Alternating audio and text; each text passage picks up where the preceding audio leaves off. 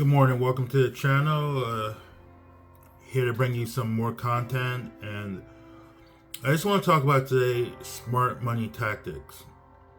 You know, my channel is about stocks, dividends, real estate, uh, owning a business, and you know, the number one thing is probably money. Money has to do with all these different things. So this is why I always preach certain tactics, certain tips, and different ways for you to educate your mind so you can make more money. Because you just have to rinse and repeat. A lot of this is gonna be repetitive, but it's basically things you need to keep doing. You know, especially if you're new. You know, I mean, if you're seasoned, you might be able to, already do this stuff.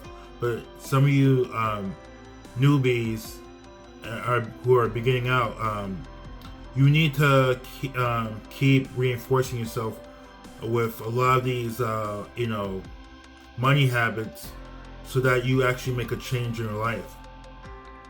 Because you want to be financially free and independent, and the only way to do this is by following little steps here and there, and just keep repeating those steps, and eventually you'll get to that place that you want to be, where you're happy and you'll live the life of your dreams.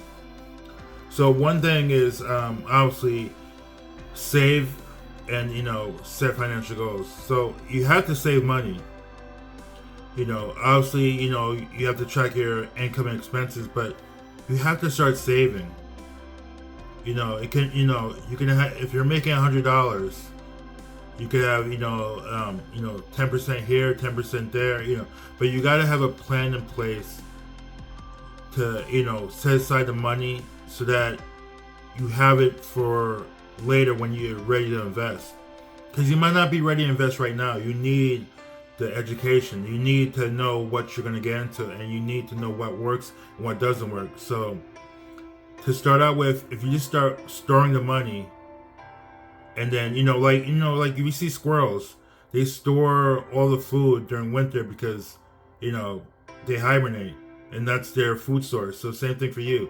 You're storing that money, and you're getting it ready for when you're about to achieve or start something that's new, or an investment, anything that it could be a business. When you're about to start something, you need that money that you set aside.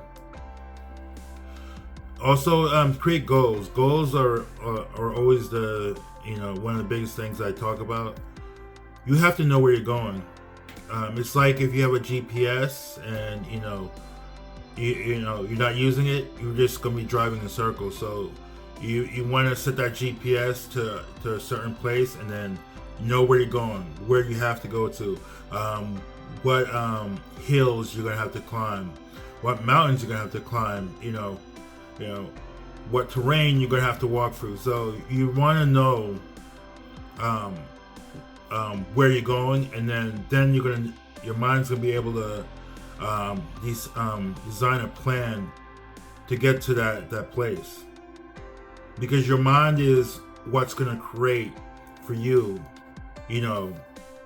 that what's called that financial freedom, because your mind can do so many wondrous things.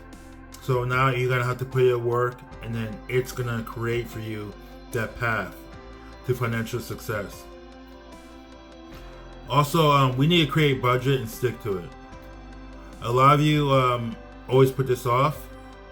You gotta go to Dollar Tree or Dollar General, get a notepad, and take it and write down how certain things you're spending and certain things you're expending, which means spending money on.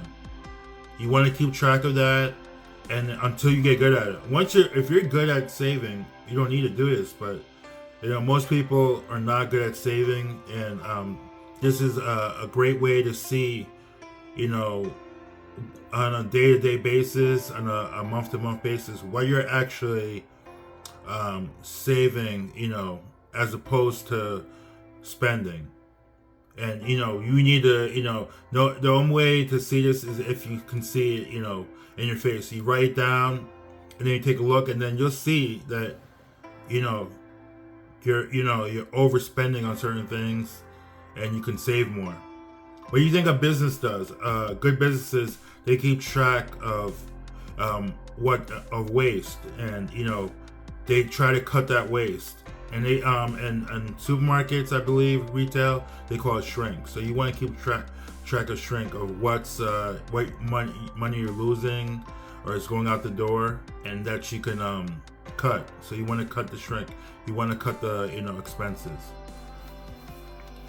And another thing is to you gotta start thinking about retirement. I know it might be for you 30, 40, 50 years away. Who knows? I'm not sure how old or the people that are coming to the channel, but you got to start. You can start early, I believe. You can even have your parents, if you're very young, your parents can actually put some money into you for your retirement.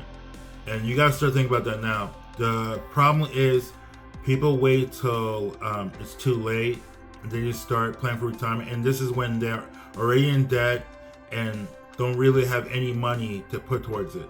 Right now is the time. If you take that money away from your check and you put it in retirement, you're gonna actually spend less. So you're doing yourself a favor.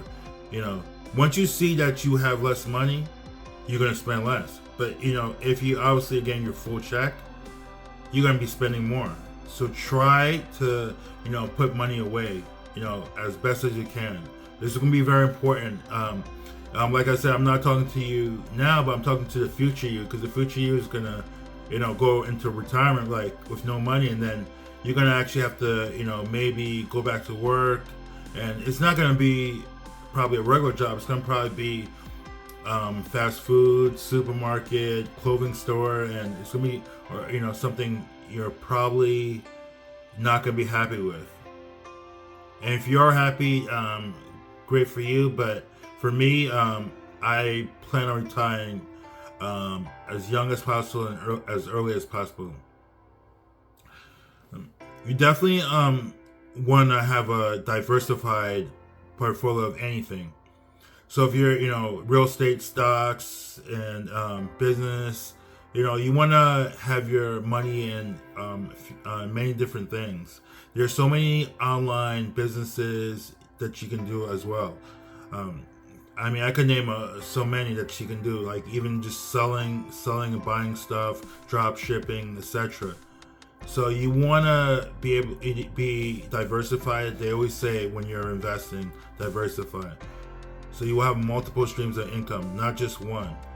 Because if that one is affected, it'll hurt you, and that's gonna be tough if you're just starting out, because you won't have the capital to come back, and that hole can get even bigger sometimes for certain people. Also, if you have high interest debt, pay it off right away. There's no reason you should be paying like 5-10% of your money to credit card companies, banks, also financial institutes, or car companies. You gotta get rid of those, because those don't go away until that's a lot of money. So you just have to suck it up, work an extra job, do what you have to do some side hustles, whatever you can do. Get rid of your high interest debt on anything. Like start on one, and then work it. Wait till you have just something small, something that you can handle, something that only will be probably like 10% of your income that you can just pay off monthly and build your credit. And saying that, if you all have credit cards, a lot of you you need to use them wisely, because when you get a credit card, you believe it's like a lifeline. So you just sometimes you impulse shop and you just buy whatever you want and think you want, but it's not entirely what you need. So you need to focus and only get things with the credit card that you need. It should be, your credit card should be like another emergency fund, more just for emergencies and just to build credit, not for you to buy what you want. It's always easier to spend other people's money than your own. If it's your own money, it's hard to spend because you had to work for it. But when it's a credit card, it's like you're borrowing money and you can pay back later. So you have to get out of that habit that having a credit card is the best thing in the world. You got to make sure to be responsible and only make purchases that you really need. If you don't need the thing, the items or the goods, just don't buy it. Also, you need to shop around for different financial institutes, different banks. Especially any type of loan that you're getting, you need to shop around. You need to get the lowest rates you can. So don't just settle for local. If you can get something at a better rate somewhere else, then try to. Obviously, you don't want to go a couple hours away, but you're trying to keep your interest rate on any type of loans very small. If you don't have to get a loan, I wouldn't. I would stay away from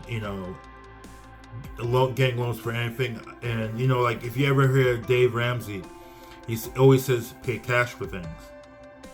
And I agree, because now it puts you in a situation where you're not going to actually what's called buy something until you build enough cash. That means it's going to make you work harder, because if you really want that thing, you're going to work as hard as possible so you can get it. And this means you'll put the time to work instead of having getting a loan and getting it right away and then paying back a large sum of money on top of what you already took out. You do it. I'll say this again: build an emergency fund. Always have a safety net. Like you have to have one. It's gonna be tough if you don't, because you'll fall in the negative if you don't, and then you'll be a couple weeks behind. If you imagine you're a check by check person and then you don't have an emergency fund and something happens, you can have like maybe the next month will be miserable until you catch up, and you don't want to put yourself through that. And that would be a tough situation, and I wouldn't be happy with that myself. You want to always start at zero or and go up. You don't want to start at minus 10 or minus 20, whatever it is, and have to climb your way out. Last thing I want to say is always seek professional advice. There are people out there that can help you. YouTube is great if you want to see do it yourself, or some people have done different ways to achieve their success. But you can always seek financial advice from an advisor, obviously, if you want to pay for that. But for me, I just advise myself, read the right books, listen to the right people, and that should definitely get you ahead on your path to being free. So these are basically all the money tactics I have for today. Smart money tactics, because dumb money doesn't make money, but smart money does. So you want to be smart with your money and smart with yourself, and use your head whenever you go into any decision. Thank you again for watching the channel and being part of this rise to fame, because I'm trying to go hard and see where it's going to take me. It's gonna be a long journey, but let's do it together. All right. Have a blessed day. Don't forget to like and subscribe down below and leave a comment. Take care, and we'll see you soon.